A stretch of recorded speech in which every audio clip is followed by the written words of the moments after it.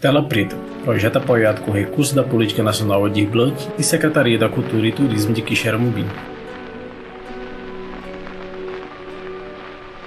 Uma produção de Estúdio Carcará.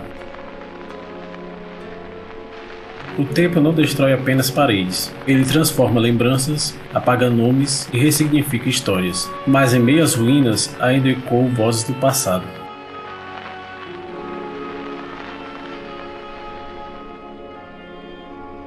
Matérias de jornais sobre uma mesa. Uma pessoa acende uma vela. 13 de julho de 1878. A seca nos castiga sem piedade. Já faz um ano. Vejo o gado tombar e os rios sumirem. Mas hoje, uma notícia correu pela cidade como um alívio raro. Paisagem de galhos de árvores e da cidade ao longe preenche a tela. O Império anuncia um projeto para salvar o sertão da miséria, um grande reservatório de água. A Comissão de Engenheiros de Inspetoria de Obras contra as Secas escolheu o lugar entre os serrotes do rio Quixeramobim para abrigá-lo. Dizem que será a salvação, mas até agora tudo que vemos é terra rachada e sede. O homem organiza os recortes de jornais sobre a mesa. Tela preta, título do filme: Casa dos Ingleses, o tempo em ruínas. Vista de um estante de livros antigos. O homem pega um dos livros e encontra uma carta entre as páginas. Querida Carminha, escrevo-lhe para contar com grande alegria da nova empreitada que transforma nossa cidade. Desde os tempos do Império falava-se dessa barragem, mas foi preciso que a República tomasse fôlego para que a promessa começasse a tomar forma. Pois bem, chegaram os ingleses, homens de fala enrolada e modos tão distintos dos nossos. Fotografias dos ingleses em preto e branco. Abaixo, imagem de um porto. Ribeiro Júnior, homem de pele clara e cabelos lisos grisalhos. Ao longe, as ruínas da casa dos ingleses. Em 1920, a empresa britânica Northern Griffith Company Limited foi contratada pelo governo federal para a construção das obras preparatórias da construção da barragem do açude Quixeramobim. Eles vieram a Quixeramobim com a responsabilidade do engenheiro Frank Roboton, e aqui eles encarregaram-se da obra, começaram a fazer casas e alojamentos e armazéns para obras preparatórias, além de cavar, fazer a escavação do alicerce da barragem. Então aqui em Quixeramobim foram construídas 10 casas para os trabalhadores, a Casa dos Ingleses, propriamente dito, que seria a parte de gerenciamento. Foram construídos 17 armazéns e montagem de 4 máquinas a vapor para essa construção. A construção de um ramal ferroviário da estação até o Buqueirão e a abertura de uma pedreira no salva-vidas às margens da estrada de ferro. Fotografia em preto e branco da casa dos ingleses erguida. A casa dos ingleses, propriamente dita, ela era uma casa sui generis para a época. Ela foi construída com cozinha revestida em azulejo, ela tinha instalação hidrossanitária, ela tinha iluminação com luz elétrica, ela tinha a parte social da casa com madeira corrida e o restante todo em mosaico. Era uma casa que diferenciava em muito aos padrões das casas do Brasil e principalmente aqui de Quixeramobim em 1920. Detalhe em uma mão passando fotografias antigas. O ar em Quixeramobim está diferente. Falam da barragem como se falassem de um futuro que finalmente se aproxima. Em breve, minha querida, espero escrever-lhe contando que as águas finalmente estão domadas. Com saudades, teu sempre dedicado, Antônio. O homem pousa uma carta na mesa e recolhe uma fita cassete de som. 11 de novembro de 1932. Os dias passam sem piedade. O céu segue sem nuvens. O vento que sopra carrega apenas folhas secas e os homens caminham.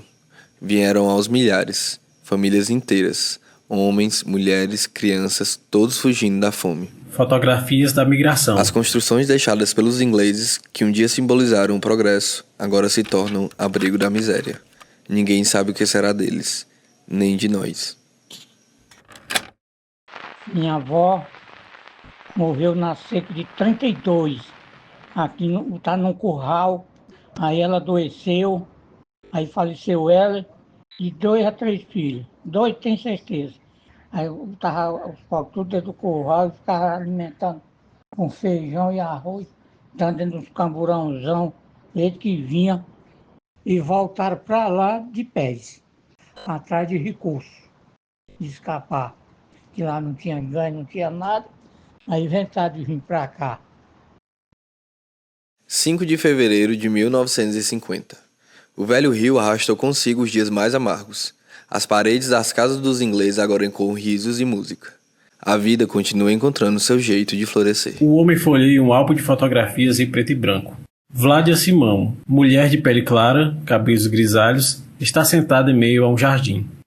A casa dos ingleses era muito falada aqui, primeiro porque era um ponto turístico, era uma paisagem bonita, então era um ponto turístico, e porque lá a gente se reunia. Tinha uns dias de preparação, contratar, quem ia levar, quem ia buscar, tinha geralmente um caminhão que levava o pessoal que ia tocar. E muitos dos que iam também para dançar, muitos dos jovens, iam também no caminhão.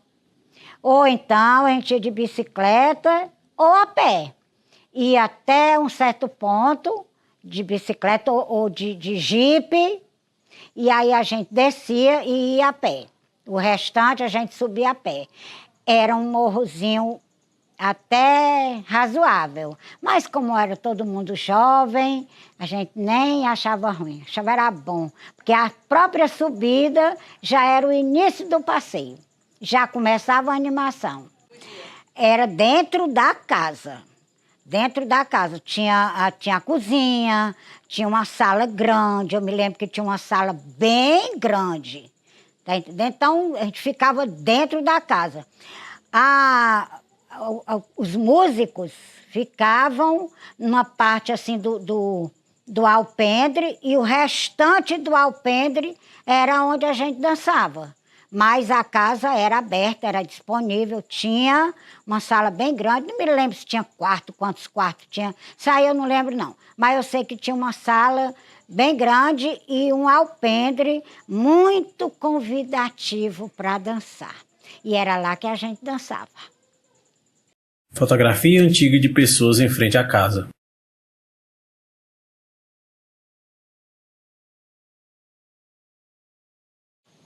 Mas hoje, quando eu passo ali pela barragem, que olho e que vejo o que ainda resta da casa dos ingleses, me voltam as recordações da época, os dias, os momentos felizes lá, os dias de lazer, de divertimento, com muita simplicidade, mas com muito significado. Marcou a minha vida naquela época e marca hoje com um sentimento predominante de saudade. 6 de julho de 1960. Querida Carminha, hoje escrevo com as mãos trêmulas, não pelo cansaço, mas pela emoção de quem testemunha um feito que parecia inalcançável. Estive aqui, no meio do povo, vendo a finalização da obra da barragem do rio Quixeramobim. Depois de tantos anos sofridos, presenciar o rio sendo domado foi como assistir ao destino mudar diante de mim. Close na carta sendo lida. Há algumas fotografias junto à carta. Edivânio Barros, homem de pele clara, cabelos brancos, está em frente a uma casa em ruínas. Essa relíquia faz parte da minha infância, né? Porque aqui residi com meus avós praticamente de 58 a 62. Essa construção da barragem, praticamente eu acompanhei tudo, né? E todo esse serviço, de começar e terminar. E essa era a residência, né, que a gente morava. Era um casarão muito grande, muito extenso, com vários cômodos, que também foram divididos para acomodar a família dos trabalhadores, né? Na época, eram chamados de caçacos. Os engenheiros vieram, mas cuidado primeiro onde eles iam se acomodar, né? deixado logo tudo bem preparado. Ele olha ao redor emocionado. Vista de cima das ruínas da casa dos ingleses. Um grande retângulo marca seus alicerces. Aqui dá para dar ideia de como o tamanho dessa casa, né? Isso aqui era dividido. Tinha uns quartos de um lado, outro daqui e um corredor no meio. Primeira tentativa de construção do açude Quixeramobim, a barragem, né? Que ainda tem suas marcas fincadas também naquelas serras ali, os cortes, né? Que na época era para fundação da parede, né? Isso a história diz como e por que foi suspensa essa obra. E depois, em 1958, que retomaram e construíram essa barragem com uma dimensão de acúmulo muito menor, né, do que o primeiro estudo dizia que era para ser, né? Mas mesmo assim, ainda hoje, é a nossa redenção para a cidade de Quixeramobim, né? Vista panorâmica da barragem. Mas te confesso, o que mais me impressiona não é a grandiosidade da obra, é a serenidade de olhar para essa vastidão de águas represadas e perceber que a seca já não nos dita os passos. Gostaria que pudesse ver com os teus próprios olhos, minha querida. Com saudades, teu sempre dedicado, Antônio. O homem guarda as cartas e as fotografias em uma maleta. Ele usa uma blusa branca de botão e sai segurando a maleta cuidadosamente. Ele caminha até as ruínas. 29 de junho de 2025. O que um dia foi construção, agora é ausência. As casas dos ingleses, antes cheias de histórias, foram sendo desfeitas pouco a pouco. Levadas por mãos que arrancaram as portas e janelas, depois os telhados, até que as paredes, já sem resistência, se renderam ao esquecimento. Ele para em frente ao vazio da porta da casa e observa a paisagem da barragem. Muitos lamentam a perda e dizem que aqui, entre aqueles tijolos gastos, estava um pedaço do passado que deveríamos ter protegido. Mas a verdade é que nada some por completo. A madeira sustenta novos lares. As telhas cobrem outras vidas. Os tijolos agora erguem outros sonhos. O que foi ruína tornou-se semente. Ainda assim, olhar para aquele vazio traz um aperto no peito. Alguns ainda sobem a trilha para ver o que restou. De lá de cima, a cidade inteira se revela. E a casa, mesmo em ruínas, vigia tudo como um velho guardião. Vista aérea das ruínas da casa e da barragem de Quixeramobim.